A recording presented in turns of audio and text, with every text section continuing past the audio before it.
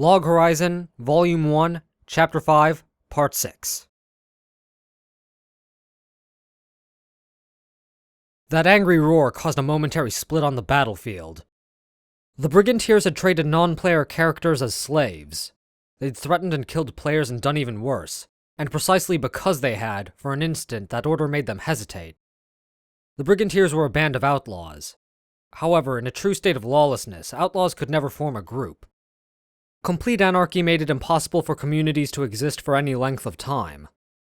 Outlaws had their own particular brand of order, and in extreme terms, that order was power, violence. The Brigadiers, a band of outlaws, were ruled by power. Their leader Demiquas had had his vaunted attack power sealed, was losing his ability to evade, and was being carved up by rapiers, a weapon he normally scorned as being for women and children, in a one-on-one duel. In response to the reality that he was, in fact, being carved up, he had ordered them to surround and destroy the enemy with a roar that was, no matter how you looked at it, an SOS.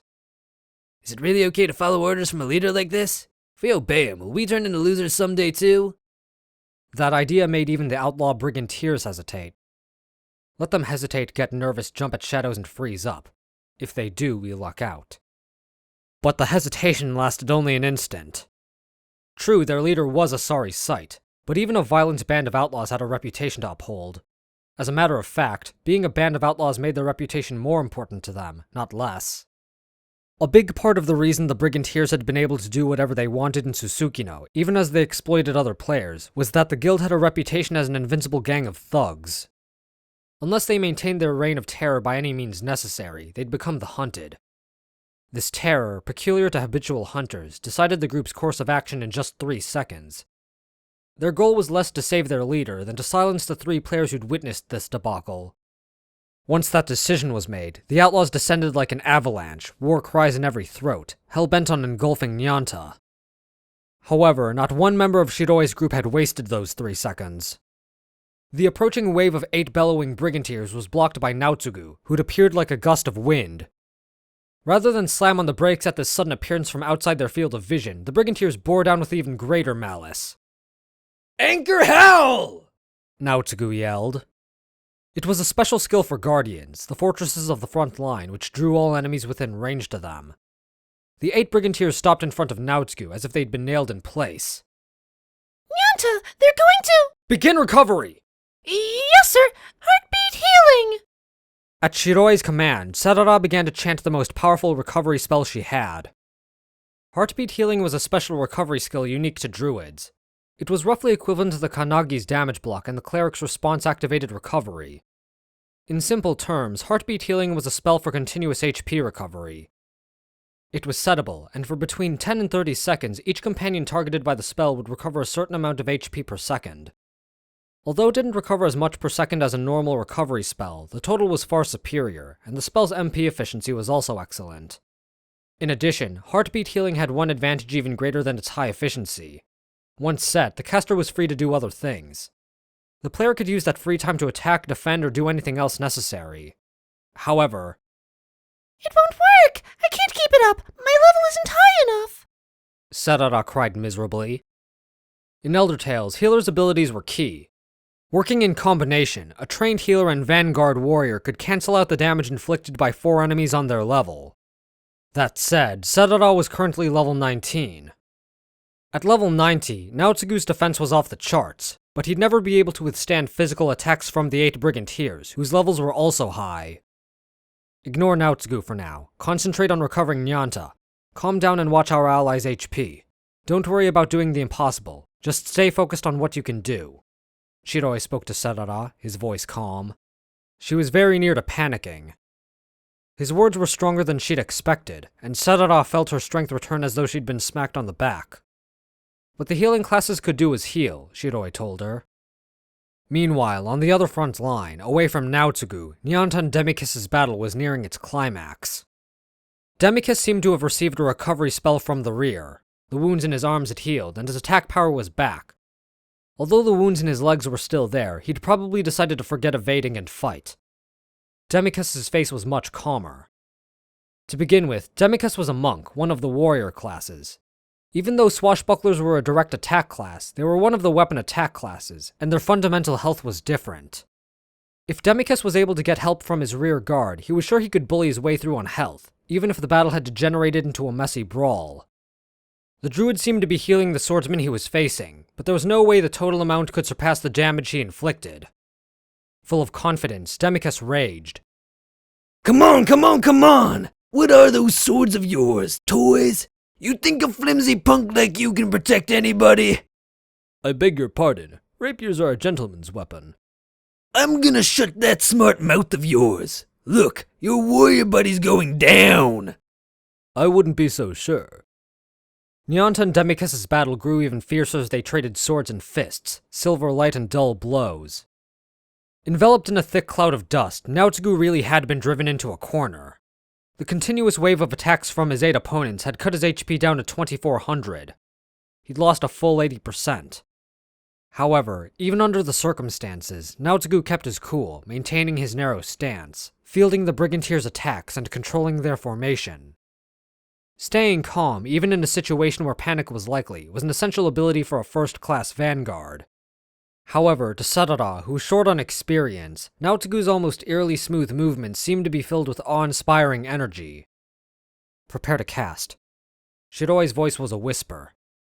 With the sound of her own heart galloping loudly in her ears, Serara answered, Okay. Her voice had gone shrill and nervous. I'm going for it, Shiroe! Castle of Stone! As Naotsugu yelled, he pulled his shield in and took a solid stance. His shield, his armor, and even his sword took on the ageless sheen of marble, scattering magical power and energy. What the heck? Ignore it! He's almost down! Finish him! Take that! Assassinate! Apparently, one of the 8 Brigantieres was an assassin. With an air-scorching grating sound, his sword sank through Naotsugu's armor, delivering a fatal blow. Or that's what should have happened. Instead, the assassin's attack bounced off Naotsugu's shield with a clang. Castle of Stone was one of the Guardian's powerful defensive techniques.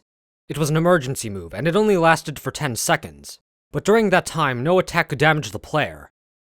Naotsugu, now a marble fortress, held the front line with an unbreakable shield. What did I tell you? Naotsuguchi isn't that easy. Now, Serara, cast a layered recovery on Naotsugu! Serara took a hasty step forward, stretching her hand up toward the sky. She chanted a heartbeat healing spell meant for individuals, layering it over the heartbeat healing spell that was already in effect for all players, and she didn't stop there. On top of the 2 layered set spells, she began to chant an instant recovery spell. Using every last drop of her limited level 19 power, she continued sending all the recovery spells she knew to the front line. As a healer, there was just one thing she could do: use her recovery spells to protect the players who were protecting her. The familiar voice of her guildmaster, a cleric, echoed in her ears. The true benefit of heartbeat healing lay in the fact that once it was set, the caster could use the remaining time to chant additional recovery spells. The potential of a druid who concentrated everything they had on recovery was unimaginably high. The class's instantaneous recovery power easily surpassed that of the other 2 healing classes. Even if the caster was level 19, this wasn't a force to be taken lightly. Under Serara's rapid succession of spells, Naotsugu's HP, which had already fallen below 20%, recovered before their very eyes. Stalling for time isn't gonna save you! Meanwhile, as he closed in on Nyanta, Demiquas' rage was growing. Castle of Stone certainly was a powerful defensive technique. As a monk, another warrior class, the technique was tough enough to make him jealous. However, even the most powerful techniques had weaknesses. In Castle of Stone's case, it was the length of its recast time. The unbreakable technique could only be used once every 10 minutes. In 10 minutes, he could kill the players in front of him 20 times over. In any case, the fact that the warrior had used Castle of Stone at all obviously meant he wasn't able to stand up to the Brigantier's collective attack. The technique could only shut out 10 seconds worth of physical damage in 10 minutes. 10 seconds out of 600. Put that way, Castle of Stone wasn't an invincible secret technique. It was clearly a last resort. When Castle of Stone's effect wore off, these guys would be history. To Demiquas, that future was already a fact. His keen attacks were rapidly driving Nyanta into a corner. As Serara kept an eye on her allies' statuses, she couldn't help lamenting her weakness. The Guardian, who was fielding 8 Brigantiers on the front line, and Nyanta, who'd chivalrously shielded her all this time, were getting hurt. Even if she poured all her strength into recovery, she couldn't save the 2 of them, and the MP she needed for the spells were draining away rapidly as she pushed the limits of her power. "I'd like to go soon, Shiroe. Anytime you're ready, Captain Nyanta." However, quite apart from Serara's anguish, Shiroe and Nyanta's exchange was as cheerful as a clear blue sky. In a movement as smooth as a willow in the wind, Nyanta stepped right into Demiquas' chest. Although he was momentarily startled, Demiquas raised his knee in a kick intended to send the thin swordsman flying. However, in the next instant, Nyanta had launched him into the air, using Demiquas' raised knee as a foothold. Silver light flashed. The rapiers Nyanta held in both hands sliced the wind, dancing with the speed of indigo lightning. 3, 4, 5... That was as far as Serara managed to follow. Nyanta's swords, which seemed to have generated countless copies of themselves, slashed with pinpoint accuracy through the bright blue brambles that had abruptly appeared all over Demiquas' body. Swashbuckler attacks were the fastest of all 12 classes. Nyanta's multi-stage 2-bladed attack was further sharpened by Shiroe's attack ability reinforcement, and on top of that, he kept triggering the Thornbind hostage trap that Shiroe had set. Nyanta's swords, Shiroe's Thornbind hostage. In less than 2 seconds, the double-layered attack was executed 10 times. With each slash from Nyanta, the activated spell burst like a flashbulb, sending a shockwave across the area. Just like an explosion that occurs in the tight chamber of a gun magazine is made more destructive by its compression. Demiquas, who had frozen in his tracks, staggered as if he were being shoved from all sides by invisible enemies and expired before he had time to utter a word. Whoa! The Guildmaster just... Confusion spread rapidly. A level 90 warrior with a healer supporting him had dropped like a stone in the blink of an eye. The more experience the players had with Elder Tales, the greater the superstition and despair the sight instilled.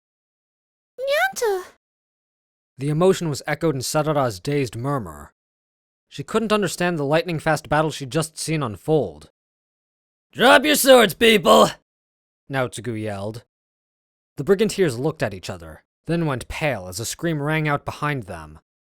At its source, they saw their fallen healer and the guild's second-in-command, the grey-robed Rondarg, cowering, one of his arms severed. The black-haired girl, the player who'd made the most efficient use of that empty 3 seconds, had sheathed her delicate form in the merciless aura of a lethal weapon, and her short sword was pressed to Rondarg's neck.